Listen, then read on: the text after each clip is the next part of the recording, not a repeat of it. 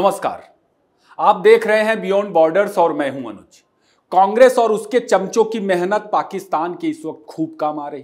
पाकिस्तान की सेना, सरकार और मीडिया कांग्रेसी नेताओं का भाषण चला के अपने लोगों का भरोसा जीत रही कि देखो भारत अंदर से कितना खोखला और कमजोर है। इस वक्त भारत में लोग जंग नहीं चाहते।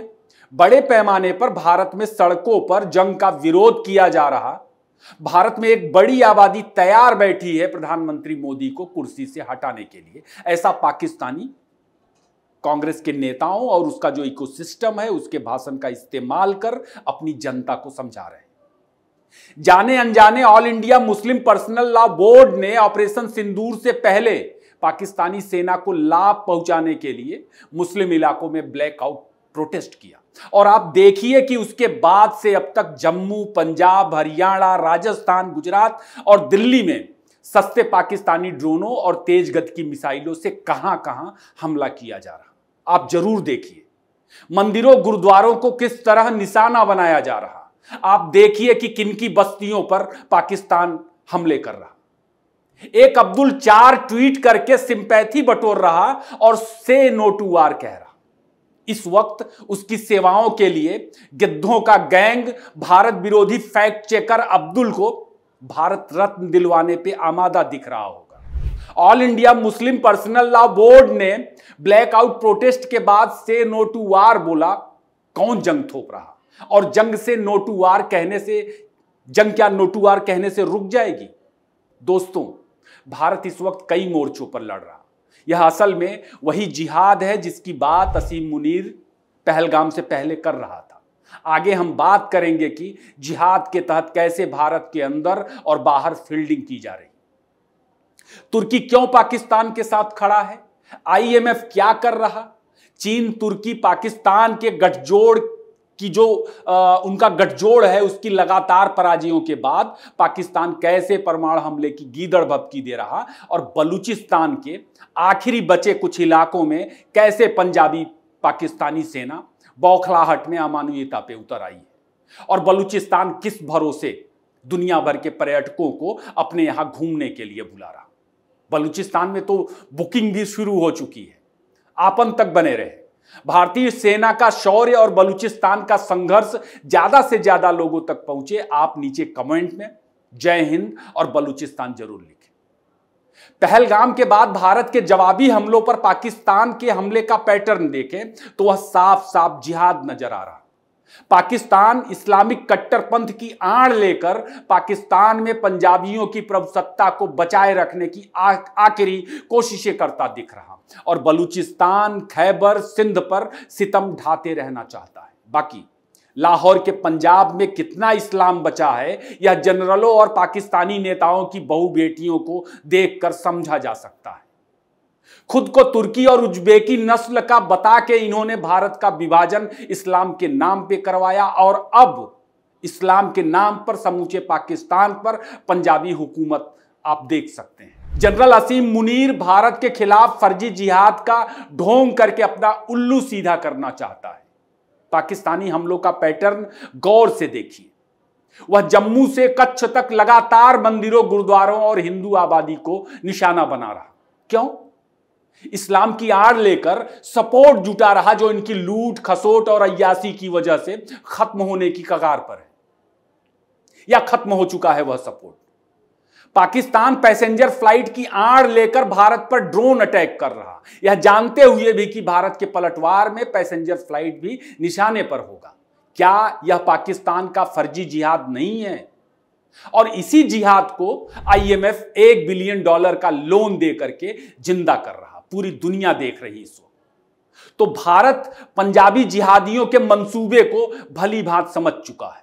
पंजाब, सिंध और पीओके में भारत ने इन्हीं पंजाबी जिहादियों को निशाना बनाया और ताबड़तोड़ करारा जवाब दिया। पाकिस्तानी वायुसेना तो अब जवाब देने की स्थिति में है भी नहीं और कराची एयरपोर्ट पूरी तरह से पहले ही भारतीय वीरों ने तबाह कर दिया है।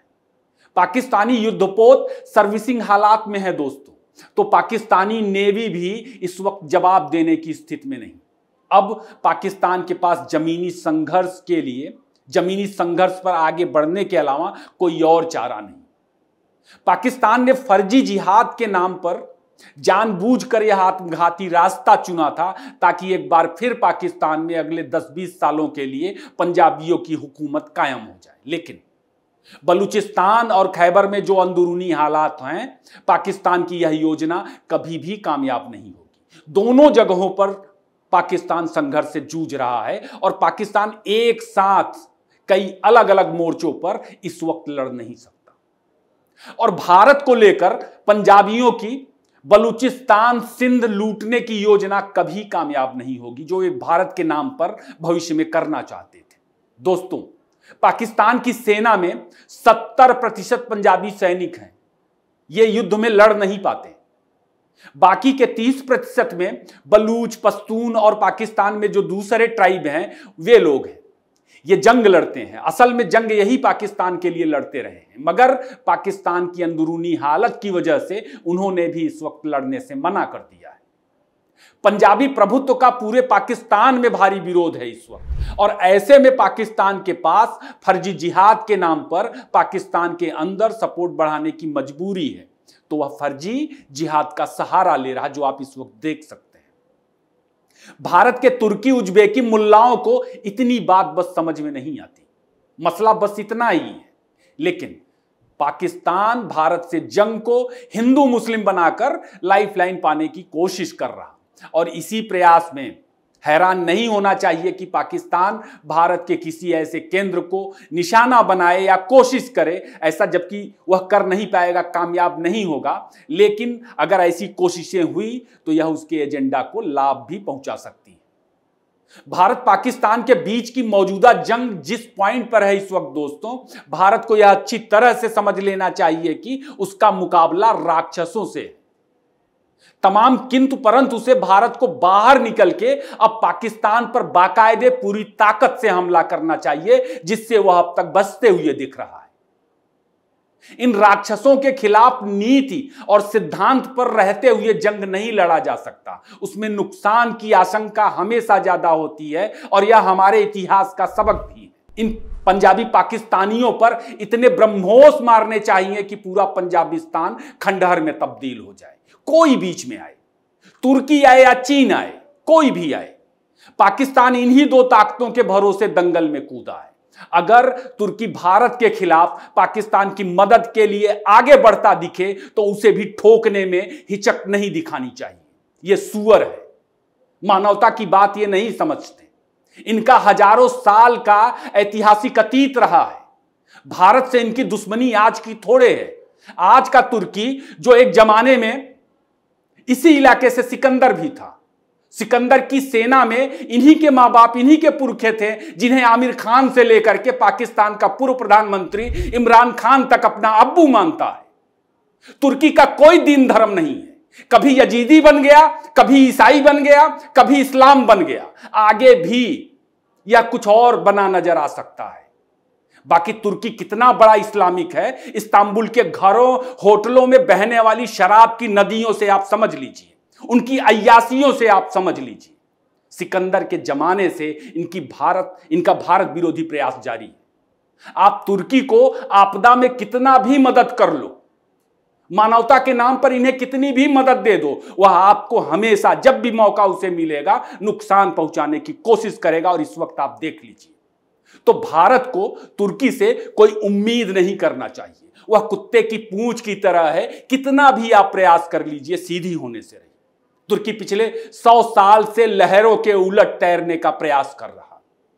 पहले विश्व युद्ध, दूसरे विश्व युद्ध के बाद अब भारत पाकिस्तान की जंग में एक बार फिर उसने लहरों के खिलाफ तैरने का प्रयास किया है और गलत मोर्चे पर खड़ा हुआ है। तुर्की की भारत से दोस्तों असल में 2-3 खुन्नसें हैं। एक तो तुर्की का जो रास्ता भारत से यूरोप के साथ जोड़ता था भारत को, उसे भारत ने यूरोप, अरब और अमेरिका के साथ मिलकर हमेशा हमेशा के लिए बंद कर दिया। इनकी इस्लामिक दुकान जो थी, खिलाफत की दुकान थी, उसे तो अंग्रेजों ने ही बंद कर दिया था पहले ही विश्व युद्ध में। अरब सागर में चीन का रास्ता भी भारत ने लगभग बंद कर दिया है, जो ग्वादर पोर्ट के जरिए से जिसको ले जाने की योजनाएं थी चीन की। तुर्की इस वजह से भी नाराज है कि भारत ने उसे ब्रिक्स में घुसने ही नहीं दिया। और तीसरी वजह यह भी है दोस्तों कि तुर्की ने अपने पड़ोस में ग्रीस, साइप्रस जैसे शांत देशों को खूब परेशान किया, खूब वहां धर्मांतरण करवाया आस पड़ोस में, जहां आज की तारीख में भारत ने ब्रह्मोस और पिनाक जैसे खतरनाक हथियारों को भर दिया है तुर्की को काउंटर करने के लिए। तो तुर्की या फिर चीन पाकिस्तान के लिए हर वो काम करेंगे जो संभव होगा।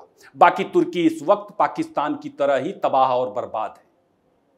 उसके भी खाने के लाले पड़े हुए हैं, वह भी यहां वहां भाग रहा है। इसलिए अब जरूरी है कि कोई भी बीच में आए, भारत को सीधे ठोकना चाहिए, ठोकने से ही चकना नहीं चाहिए। पाकिस्तान चौतरफा ठोका भी जा रहा। बलूच सेना ने 2 दर्जन से ज्यादा पाकिस्तानियों को आज ही उड़ाया है। यह खबर वीडियो बनाने से कुछ देर पहले की है। टीटीपी ने भी पाकिस्तानियों को उड़ा दिया। बलूचिस्तान में पाकिस्तान इतना बौखला गया है कि वहां की आम जनता जो प्रोटेस्ट कर रही है शांतिपूर्ण तरीके से, उसके ऊपर कायराना हमले कर रही। लेकिन बलूचिस्तान ने बार बार पाकिस्तान को कभी ना भूलने वाला सबक सिखाने का शायद इस बार मन बना लिया है। बलूचों ने ना सिर्फ पाकिस्तान से अपनी आजादी की घोषणा कर दी है, बल्कि दुनिया भर के लोगों से बलूचिस्तान में घूमने आने के लिए अपीलें कर रहे हैं, उन्हें पैकेज भी दे रहे हैं। वहां ट्रैवल बुकिंग भी शुरू हो गई है, वे अपनी एयरलाइंस तक अनाउंस कर रहे हैं। पाकिस्तान को इस बार दोस्तों कोई नहीं बचा सकता। भारत ने ठोकने के लिए पूरा मन भी बना लिया है। प्रधानमंत्री मोदी की आज जो एक पर एक बैठकें हुई हैं और अपने अमेरिकी समकक्ष मार्को रूबियो के साथ विदेश मंत्री एस जयशंकर ने जो बातचीत की है, और उस बातचीत के बाद उन्होंने जो ट्वीट लिखा, उसमें पंजाबिस्तान का पूरा भविष्य साफ साफ नजर आ रहा। आप उसे देख सकते हैं। जयशंकर ने बिना घुमाए फिराए साफ शब्दों में कहा कि भारत किसी भी हालत में पीछे हटने को तैयार नहीं, और इसके लिए चाहे जो भी कीमत चुकानी पड़े। अब यह फैसला दुनिया को करना है कि वह आतंकिस्तान के साथ रहेगा या फिर भारत की। भारत ने अपनी सुरक्षा खुद अपने हाथों करने का फैसला लिया है, और भारत का जो मूड इस वक्त दिख रहा है दोस्तों पाकिस्तान के लिए, वह भारत के अंदर बैठे पाकिस्तानी हमदर्दों के लिए भी उसमें एक संदेश है। उन्हें अपनी गंदी हरकतों से बाज आना चाहिए। पाकिस्तान के बाद उसके हमदर्दों का भी इलाज शुरू होगा। आज के लिए बस इतना ही। वीडियो यहीं खत्म करते हैं। इसे ज्यादा से ज्यादा लाइक और शेयर करें। अगले एपिसोड में शायद किसी निर्णायक मुद्दे पर हम और आप बात कर रहे होंगे, क्योंकि कल की सुबह पाकिस्तान के लिए मील का पत्थर साबित होने जा रही। आपने इतना वक्त दिया दोस्तों, आपका बहुत बहुत धन्यवाद।